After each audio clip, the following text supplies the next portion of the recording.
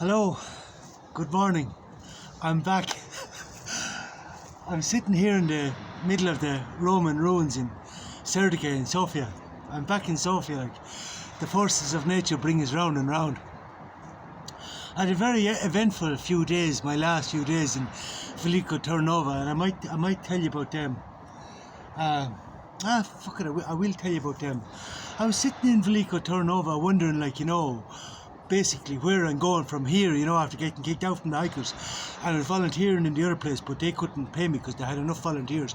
But it was very, very good of them to host me in the first place, very good of them to take me in the first place. But I was sitting in that, and an American friend of mine came in. I met him a few years, maybe 2 years ago here in Sofia, while I was working in Sofia, and he arrived into the hostel in Veliko Turnova. I was very, very surprised to see him, but he said to me, "Oh, let's have a drink, and I said, "Yeah, let's have a drink."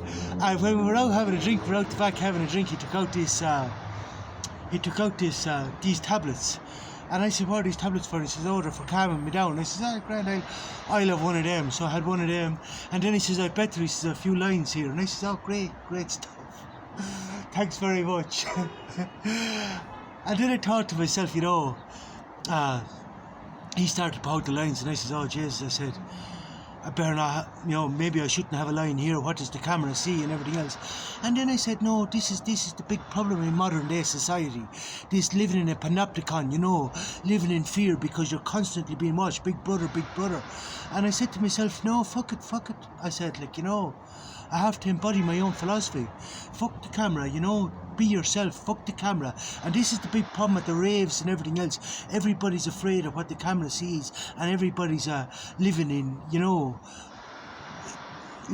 imprisoned by this camera, by the constant surveillance.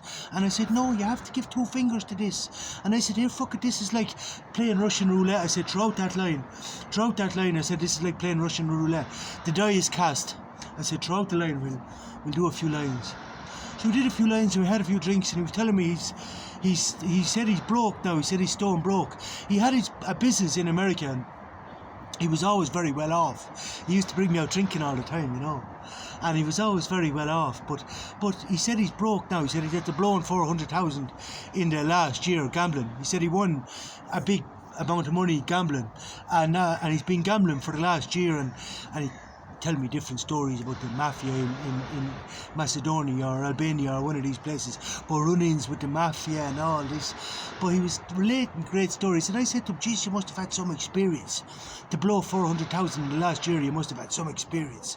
So he was telling me all about this. We were laughing and joking about this, and he said, I asked him, "And you're nearly broke, and you're happy?" And he says, yeah, "I'm happy, yeah, very happy." Because he said to me, while he was leaving me in the last hostel here in Sofia, he told me that he felt he was after, we spent the whole summer drinking and enjoying life, and he said to me, "I feel I'm after wasting 13 years of my life in America, just working and conforming and working and conforming." You know what America is like now, capitalist society, just working and to tell you you're living the American dream, but you're a slave, But anyway, I don't know how broke he is, because you try to, add up all the variables, notice everything, add up all the variables. He was wearing a pair of J's and a Prada belt. Did I tell you only the devil? Did I tell you the devil wears Prada? The devil wears Prada. Of this, I'm sure, But he had a Prada belt and wearing a pair of J's, and he had the best of coke. So I don't know. He could be like Mike Tyson. Mike Tyson was broke when he was down to his last 20 million. I'm broke, but it's relative, isn't it? As I say, Mike Tyson was broke when he's down to his last 20 million. So maybe he's down to, I don't know. As I say, I don't know. You don't know what is broke. But anyway, he was telling me about the gambling. And I thought to myself, and then we had a good night out. We went up to town, we had a couple of drinks, we had a couple of lines, and I said to myself, this is sort of like my Burning Man, you know. I didn't get to go to the Burning Man this year, but I said to him, thanks very much. This is sort of my Burning Man, this little blowout that we had. And I never said to him, like, you know, that you're after. I said to him, you know, if you stay going the way you're going down to the bare feet, do you know this? And he started laughing and says, yeah. And I said, well, I'm not going to say anything to you, because I said, it's the best thing that ever happened to me. And I remember, like, when I was in a similar situation, like, not when I was in a similar situation, but when I was stone broke and I was partying and I was people were saying to me I had a problem, but I had no problem. Like, I used to say to them, the only one I see with a problem is you. So I wasn't going to start imposing my morality on him, or most certainly wasn't going to go against my own philosophy. It was his life, for him to live whatever the fuck way he wanted. And it wasn't for me to say that you're making a train wreck out of your life. The people who tell you that you're making a train wreck out of their life, they're the same miserable bastards that are saying to choose life, choose life. Did you ever see Trainspotting when they're saying choose life? But they're the ones who are completely immersed in the big stupid mortgage, in the big stupid car loan, in all the debt, and they're completely immersed in all this debt and completely enslaved by society and in completely living in fear of losing these things, living in fear of losing the security and comfort, completely bored and living a monotone and monotonous existence in this security and comfort. But they're convincing you that you're making a train wreck out of your life. And as I said to him, do you feel alive? Do you feel like you're truly living? And he says, yeah, Dave, I fucking feel like I'm truly living. And I says, that's the shit. That's the shit. Well, then go for it, I said. And if you go down to the bare feet, I said, that too is an experience. That too is an experience. It's not for me to start telling them that, oh, you may turn this ship around, you may turn this ship around. But anyway, we had a bit of a blowout that night. The next day, then I was saying to a chap at Chase's, because he was gone, his bed was empty the next day. I said, I'm glad he's gone, because that's nearly enough of that for me now, you know. I enjoyed that blowout, but an overindulgence. I said, any more being an overindulgence, and I said, like, I can't believe I'm still here after the Russian roulette the night before, you know what I mean? Will I, you know, I could potentially be fucked out, but I said, here, let's roll it, let's play the Russian roulette. If I'm fucked out, I'll deal with it, you know. But I sort of couldn't believe I was still there. In a way, I was sort of half hoping I'd be ousted, because it's not that I didn't like it there, but I sort of felt my time there was done, you know.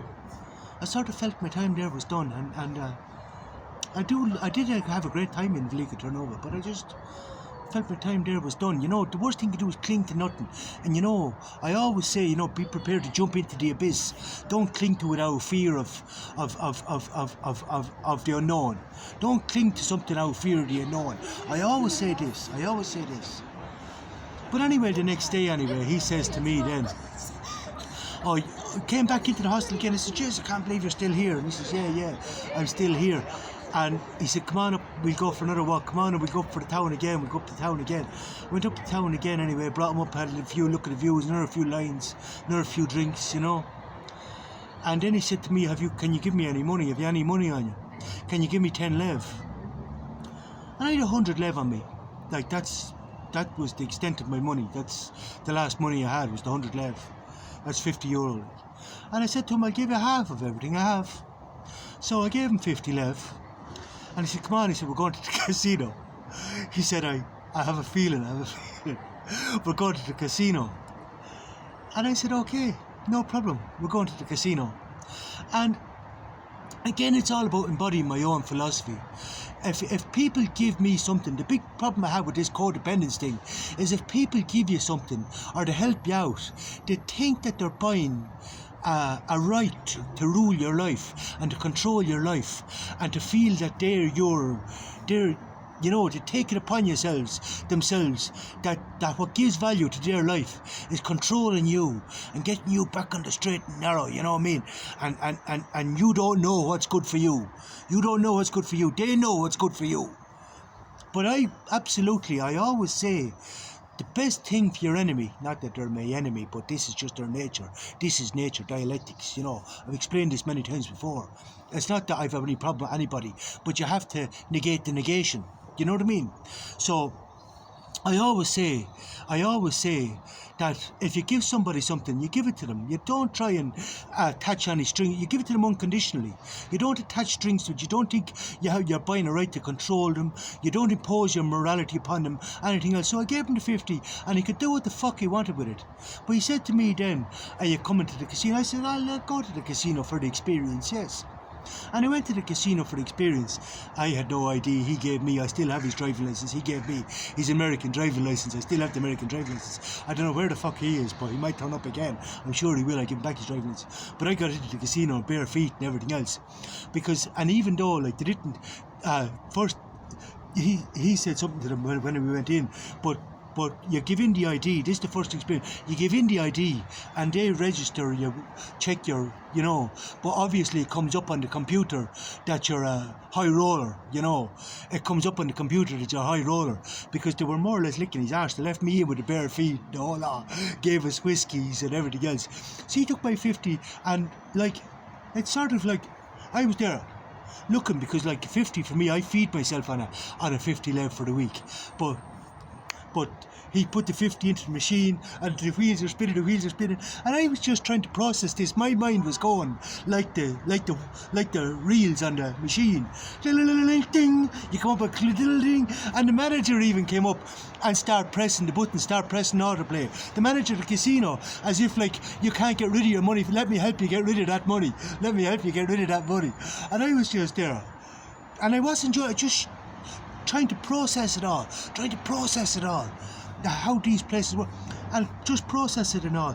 And then he said to me, I'm just standing waiting for that woman to get up from that machine, just standing waiting for that woman to get up from the machine, and going to play again. And I seen the older woman sitting at the machine, and again, it's not about imposing your morality.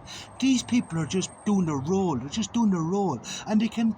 And it's not for me to impose myself on the role or tell them what the role is or anything else. Everybody can do what the fuck they want. I was just appreciating the experience for what it is. Now, I have to say, I didn't really enjoy my time in the casino. I worked in a casino for 3 years, but I felt that it was all machines. And I have notions of a casino and ideas for a casino and a vision for casinos. But I'm going to do live tables, and I'm going to do it like the Americans, with the chandeliers, the big chandeliers, create the ambience, the high rollers, the good-looking women blowing in your ear, the whole lot. I'll set the scene, setting settings, and then, of course, he was calling me to the jacks for lines and everything else. At this day, I said to myself, you know what, it's time for me to split. So I said, right, I've enough now, I'm off now. And I headed off. But he blew his money in the casino. He couldn't pay for the hostel, so he got fucked out of the hostel. But I was nearly glad to see. It's been a pleasure, it's been a pleasure. I don't know where he is now. And I just said, you have to know when to let go. But the big thing for me is, the best thing for your enemy is not to be like him. And I always say, like, this is not to be codependent, like, not to think that it's your place to control anybody else or tell anybody else how to live, or like he said to me several times, do you want to play? Sit down there. I said, no, I don't want to sit down there. This is control yourself. No, I don't want to sit down there. And then he said to me, take your money, play, have you money left? Put your money in. I said, no way, I'm not playing. No, I don't want to play. But I didn't want to play. But he could play. I didn't want to play. But I didn't play. So then when he was gone, then I said to myself, well, that was an interesting little spin. And then a Swiss woman came. She heard I was in Velica Turnova, and she arrived. And it was sort of like a bringing back alive mission. She travels the whole world, and she asked me, like, do you want to come with me? I said, I'd love to go with you. And then she said, what country do you want to go to? Do you want to go to Albania? Will we go to Albania? We can get a bus to Albania. Do you want to get a flight back to London? I can set you up in London, in a houseboat in London. There'll be loads of party, everything. She said, do you want to go to Israel? She said, Israel is all volunteering. She said, I'll bring you to Israel. The tickets are very cheap for cheap flights. Do you want to go there? And I said, well, let's go to Sofia first. So we came back to Sofia, and I got a place volunteering here in Hostel Mostel again. They weren't sure they could take me. It was touch and go, and I was going to go to another hostel, blah blah hostel. There was a fellow manager's blah blah hostel. We used to volunteer together. We used to call each other shocking names, but I like him and he likes me. But I got into Hostel Mostel volunteering, and I'm very happy to be back in Sofia. But I'll tell you about this again. But I'm very happy to be back in Sofia. So I'm going to stay here for a while because I left Turkey the last time. I need to hold my line, stay in Bulgaria. Bye bye.